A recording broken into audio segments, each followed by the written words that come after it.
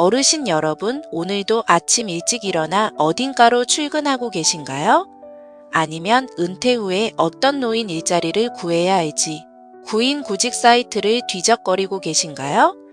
요즘 시니어 일자리 시장을 보면 제 채널 영상에도 많이 있는 월 60만원, 80만원 정도를 받는 단기 아르바이트나 공공 일자리가 정말 많습니다. 물론 건강을 위해 소일거리로 일하는 것은 참 좋은 일입니다. 하지만 생계를 위해 혹은 노후 자금이 불안해서 억지로 몸을 써가며 일해야 한다면 그건 이야기가 달라집니다. 70세, 80세가 되어서도 무거운 몸을 이끌고 밖으로 나가야 한다는 건 사실 축복이라기보다 고통에 가까울 수 있기 때문입니다. 오늘 제가 여러분께 드리고 싶은 말씀은 명확합니다. 은퇴 후 한 달에 60만 원을 벌기 위해 매일 4시간씩 밖에서 땀 흘리는 것보다 지금 당장 여러분의 연금 수령액을 60만 원 더 높여 놓는 것이 훨씬 더 가치 있는 일이라는 사실입니다. 연금액을 높이는 것은 단순히 숫자를 바꾸는 일이 아닙니다. 그것은 여러분의 노후에서 강제 노동의 시간을 줄이고 선택의 여지를 늘리는 일입니다. 그게 가능해? 라고 물으실 수도 있겠지만 국민연금과 각종 연금 제도 안에는 우리가 잘 모르는 수령액을 조정할 수 있는 장치들이 실제로 존재합니다. 오늘은 그 제도들을 하나씩 살펴보며 일을 줄이면서 실질 소득을 높이는 방법을 구체적으로 이야기해 보겠습니다. 구독과 좋아요는 영상 제작에 큰 힘이 됩니다. 그럼 시작합니다. 본격적인 방법을 말씀드리기 전에 왜 연금소득이 근로소득보다 유리한지부터 짚고 가야 합니다. 많은 분이 나가서 편의점 알바라도 하면 월 60만 원은 금방 번다고 말씀하십니다. 하지만 여기에는 간과하기 쉬운 차이가 있습니다. 첫째는 건강입니다. 60대에는 가능했던 일이 70대, 80대에는 갑자기 어려워집니다. 근로소득은 내 몸이 멈추는 순간 바로 끊기지만 연금소득은 몸 상태와 관계없이 매달 들어옵니다. 둘째는 자산 가치입니다. 현재 금리 수준을 기준으로 보면 매달 세후 60만 원 정도의 안정적인 현금 흐름을 만들기 위해서는 수억 원 규모의 자산이 필요합니다. 즉, 연금 수령액을 월 60만 원 높였다는 것은 은퇴 시점에 상당한 자산을 확보한 것과 비슷한 효과를 냅니다. 이 차이는 시간이 갈수록 더 크게 느껴집니다. 셋째는 물가입니다. 일반적인 아르바이트 시급은 상황에 따라 달라질 수 있지만 국민연금은 매년 소비자 물가 상승률을 반영해 수령액이 조정됩니다. 생활비가 오르면 연금도 함께 조정되는 구조입니다. 이런 특성 때문에 연금은 단순한 소득이 아니라 노후를 지탱하는 기반 자산에 가깝다고 볼 수 있습니다. 가장 먼저 살펴볼 제도는 연기연금입니다. 연금을 받을 나이가 되었을 때 바로 받지 않고 수령 시기를 늦추는 제도입니다. 한 달 늦출 때마다 연금액은 0.6%씩 올라가고 최대 5년까지 연기할 수 있습니다. 5년을 모두 연기하면 총 36%가 늘어납니다. 여기서 연기연금을 조금 더 현실적인 계산으로 한 번만 짚어보겠습니다.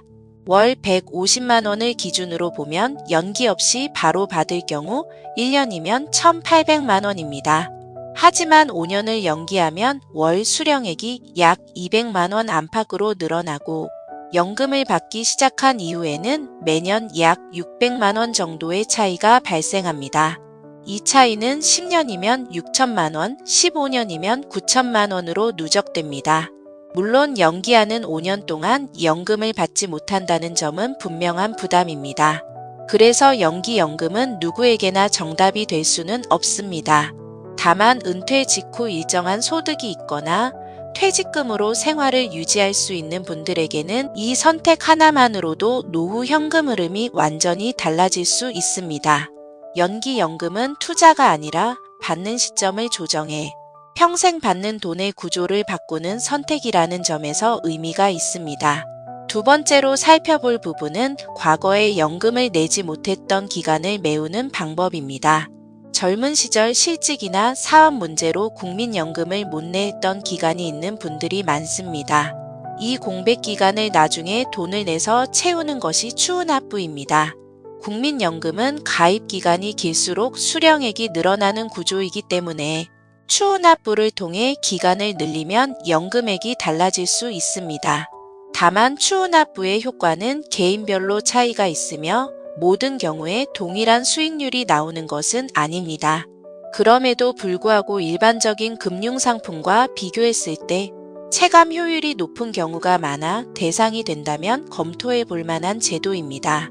여기에 더해 임의계속가입이라는 제도도 있습니다. 보통 국민연금은 60세까지만 내지만 원하면 65세까지 최대 5년 더 납부할 수 있습니다. 특히 가입기간 10년을 채우지 못해 연금 수령 자체가 어려운 분들에게는 중요한 선택지가 될 수 있습니다.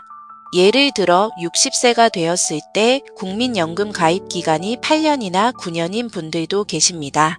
이 경우 연금을 한 푼도 못 받는 상황이 될 수 있지만 임의계속 가입을 통해 1에서 2년만 더 납부하면 가입 기간 10년을 채워 매달 연금을 받을 수 있는 자격이 생깁니다. 반대로 가입 기간이 이미 10년을 훌쩍 넘긴 분들에게도 임의계속 가입은 의미가 있습니다. 이 경우에는 연금 수령 자격을 만드는 제도가 아니라 전체 가입 기간을 늘려 앞으로 받게 될 연금액 자체를 조금이라도 더 높이는 역할을 합니다.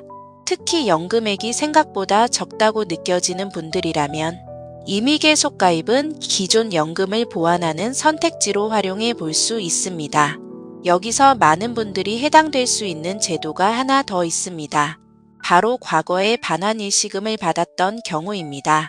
예전에 국민연금을 조금만 내고 연금 대신 한 번에 돈을 받아서 사용하신 분들이 적지 않습니다. 이 경우에도 끝난 게 아닐 수 있습니다. 예전에 받았던 반환일시금을 다시 납부하면 그 당시의 가입 기간을 복원할 수 있는 반납 제도가 있습니다. 반납이 가능하면 연금 수급 자격이 생기거나 이후 받게 되는 연금액이 달라질 수 있습니다. 모든 분께 해당되는 것은 아니지만 반환일시금을 받은 적이 있다면 이 부분은 반드시 한번 확인해 볼 필요가 있습니다. 연금을 얼마나 받느냐만큼 중요한 것이 실제로 손에 남는 돈입니다. 연금이 늘어났는데 건강보험료나 세금이 함께 늘어나면 체감소득은 생각보다 크지 않을 수 있습니다. 특히 건강보험 피부양자 기준은 단순한 금액 하나로 결정되지 않습니다. 연금, 이자, 임대소득 등을 합산해 판단하기 때문에 국민연금만으로도 피부양자 자격에 영향을 받는 경우가 있습니다.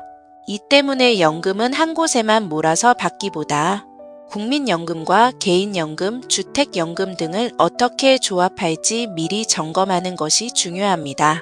주택연금은 건강보험료 산정에서는 소득으로 보지 않지만 다른 복지제도에는 영향이 있을 수 있습니다. 사적연금의 경우에도 수령 방식에 따라 세금 부담을 조절할 수 있기 때문에 연금 수령 전에는 반드시 전체 구조를 한번 점검해 보는 것이 필요합니다. 오늘은 월 60만 원짜리 일자리를 하나 더 찾는 것보다 연금 구조를 점검하는 일이 왜 더 중요한지 이야기해 봤습니다. 연기연금, 추납, 그리고 과거에 받았던 반환일시금까지 이 중 일부만 해당돼도 노후의 모습은 달라질 수 있습니다. 지금 당장 국민연금 앱이나 공단 상담을 통해 내가 몇 년을 가입했는지, 반환일시금을 받은 적은 없는지, 지금 받으면 얼마고 조금 늦추면 얼마인지 한 번만 확인해 보시기 바랍니다. 이 작은 확인이 앞으로의 노후를 훨씬 덜 힘들게 만들어줄 수 있습니다. 오늘 내용이 도움이 되셨다면 좋아요와 구독으로 함께 해주세요. 다음 영상에서도 노후에 실제로 도움이 되는 이야기로 찾아뵙겠습니다. 늘 건강하시고 행복하세요.